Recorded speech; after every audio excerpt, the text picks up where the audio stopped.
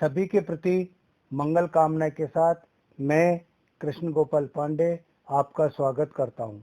आज का विषय है घर में पूजा स्थल क्यों होना चाहिए, पूजा स्थल कहाँ होना चाहिए और कैसा होना चाहिए। इसके अतिरिक्त घर के पूजा स्थल में मूर्तियों की संख्या कितनी होनी चाहिए और उनका आकार कितना होना चाहिए। इन सब के बारे में यदि आप पढ़ना चाहें तो डिस्क्रिप्शन में पढ़ सकते हैं।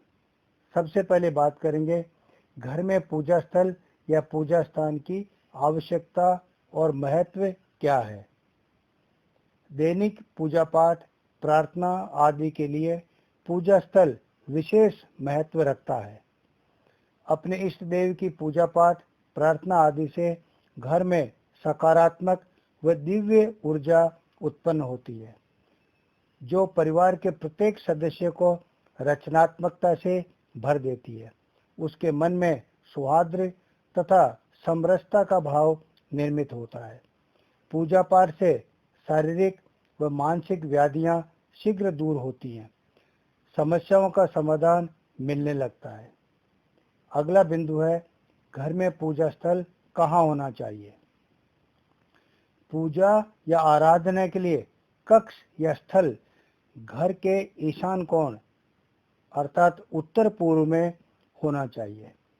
घर छोटा हो और पूजा स्थल बनाने के लिए अलग से स्थान नहीं हो तो उत्तर की तरफ वाले कमरे के ईशान कोण में पूजा स्थल बनाया जा सकता है।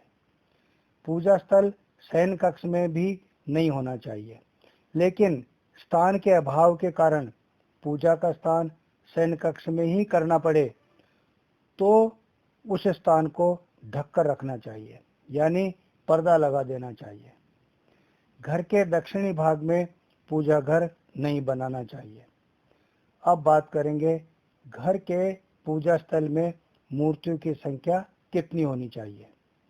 घर में 2 शिवलिंग, 2 शंख, 2 सूर्य प्रतिमा, 2 गोमती चक्र, 2 शालिग्राम, 3 गणेश प्रतिमा और दुर्गा की 3 प्रतिमा की पूजा करने से गृहस्थ के मन में अशांति उत्पन्न होती है। इसलिए घर के पूजा घर में 2 शिवलिंग नहीं होने चाहिए, न ही 2 शंख होने चाहिए, न 2 सूर्य प्रतिमा होनी चाहिए, 2 गोमती चक्र भी नहीं होने चाहिए, 2 शालिग्राम भी नहीं होने चाहिए, 3 गणेश प्रतिमा नहीं होनी चाहिए और दुर्गा की 3 प्रतिमा नहीं होनी चाहिए।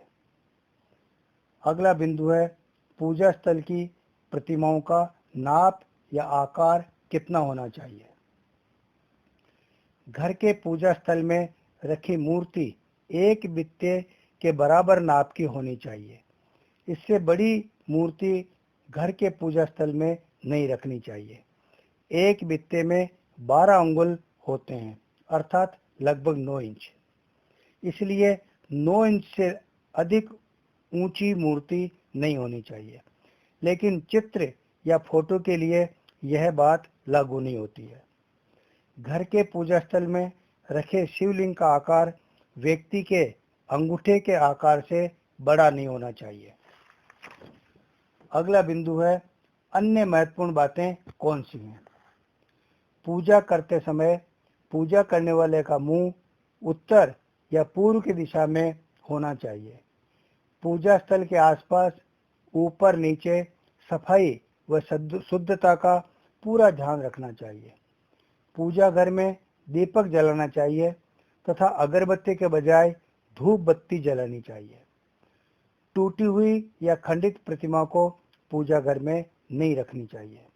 इसके साथ ही घर में पूजा स्थान एवं प्रतिमाओं संबंधी जानकारी समाप्त हुई।